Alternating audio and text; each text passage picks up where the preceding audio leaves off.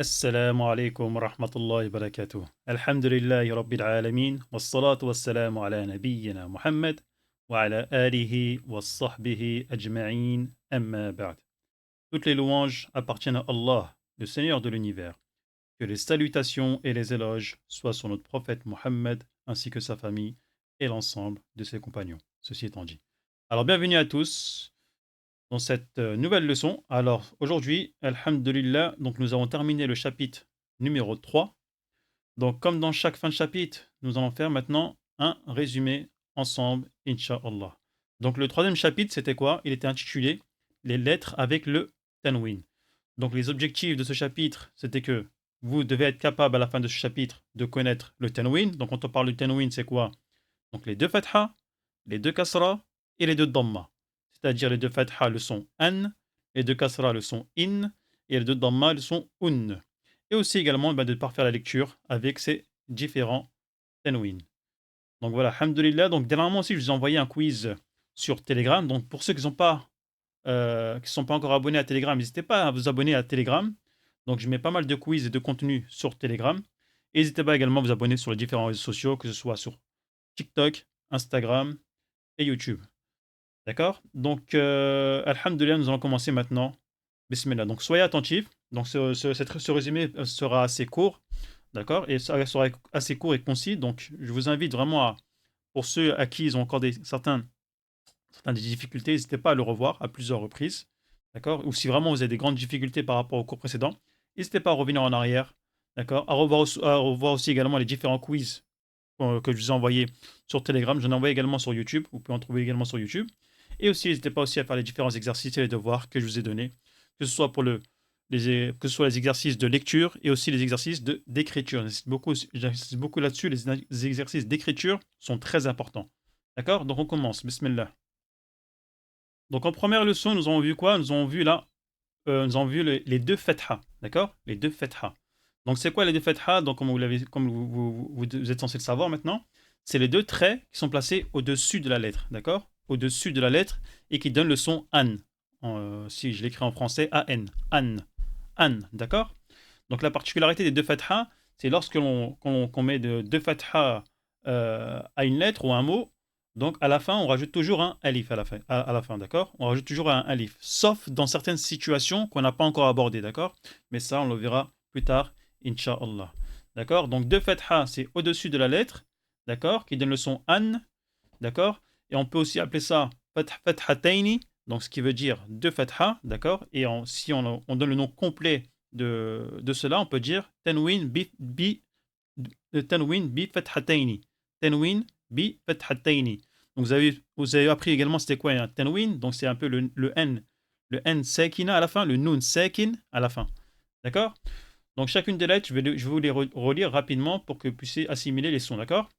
Donc nous avons an, ben, ten, then, jen, han, khan, den, then, ran, zen, sen, shen, son, bon, pon, von, an, ran, pen, pon, ken, len, men, nen, hen, wen, yen. Autre chose, donc comme vous avez vu ici, ils ont mis les deux fatha au-dessus du alif.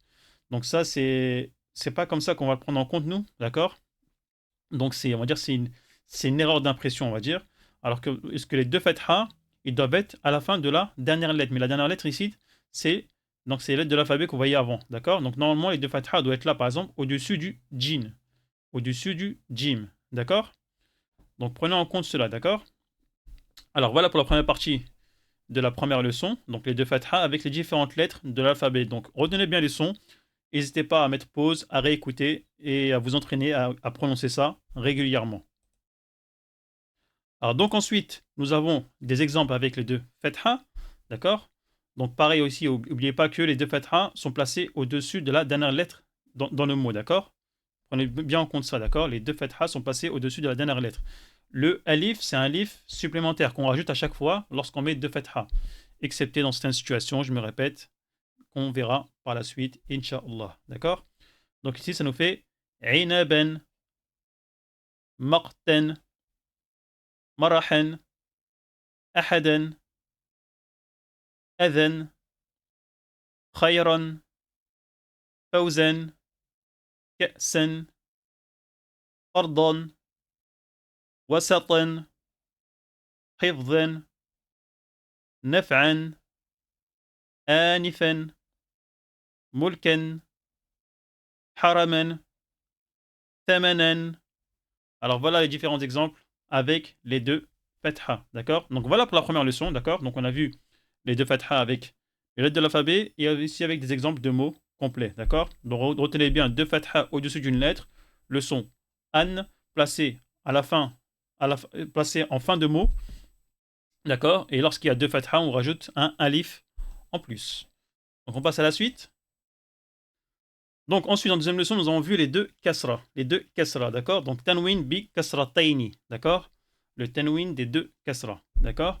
Les deux kasra, c'est quoi? C'est deux traits qui sont placés en dessous de la lettre. En dessous de la lettre, d'accord? Et qui donnent le son in. Le son in. Et qui est placé dans un mot pareil à la fin, à la fin du mot, c'est-à-dire sur la dernière lettre du mot, d'accord? Là, par contre, on ne rajoute pas de alif, contrairement aux deux fatha ici, d'accord? Donc il n'y a pas de deux alif qu'on rajoute à la suite, d'accord? Donc je vais lire chacune des lettres. Donc soyez bien à l'écoute des sons, d'accord? In, bin, in, tin, jin, hin, khin, din, vin, rin, zin, sin, shin, sin, din, tin, ضين عين غين فين قين كن لين من نين hin, win, yin. Alors voilà pour les deux kasra. Donc la deuxième leçon. Donc pour chacune des lettres de l'alphabet. D'accord? Donc nous allons passer à la suite. Donc la suite qui est les exemples avec les deux kasra. D'accord? Donc comme vous avez vu ici, donc il n'y a pas de alif à la fin avec les deux kasra. D'accord? Et comme là, on voit bien que les deux kasra sont placés sur la dernière lettre du mot, d'accord? Sur la dernière lettre du mot.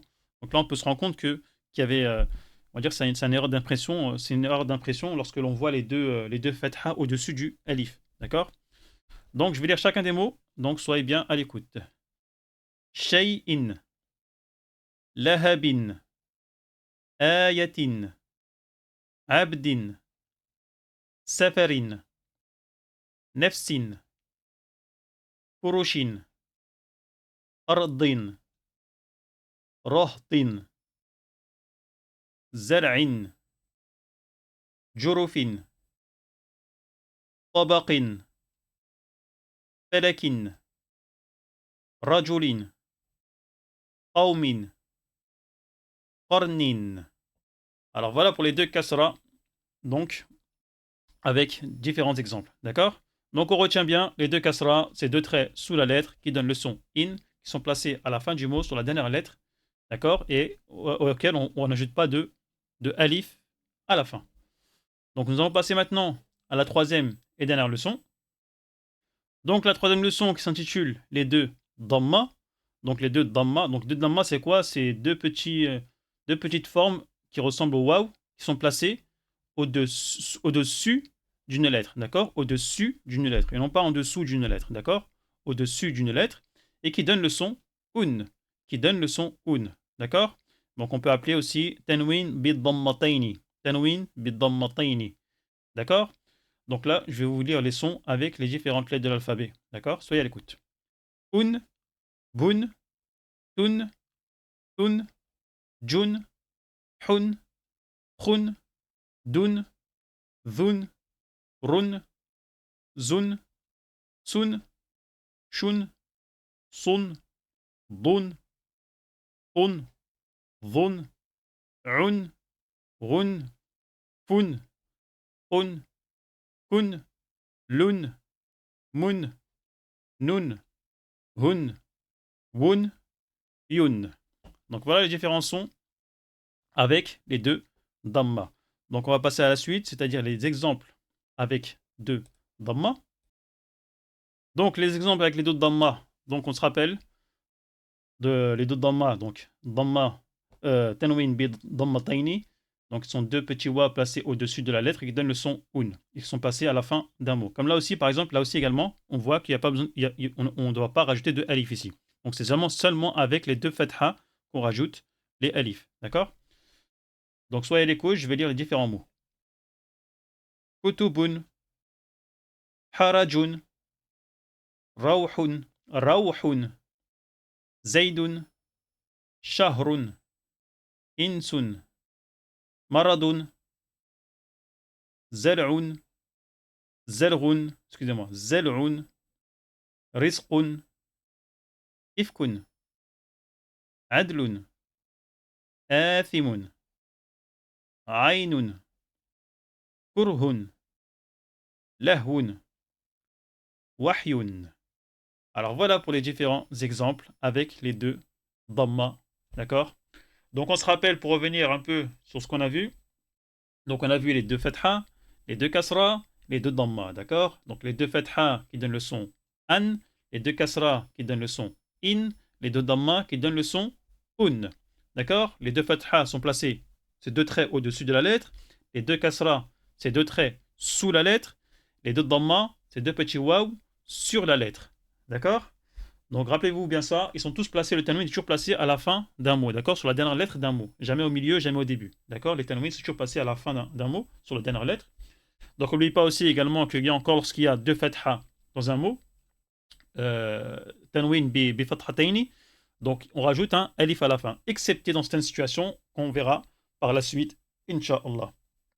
En espérant que ce résumé sera bénéfique, n'hésitez pas à le revoir à plusieurs reprises si ce n'est pas clair, à vous entraîner à prononcer les différents mots et les différentes lettres avec les différents tanwin.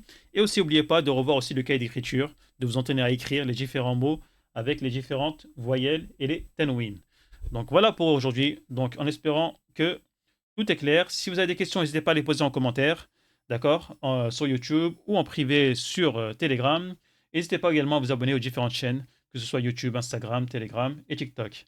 Allah vous facilite et je vous dis au prochain cours, Inch'Allah. Subhanakallah wa bihamdik. Ashhadu an la ilaha illa ant, astaghfiruka wa atubu ilaik.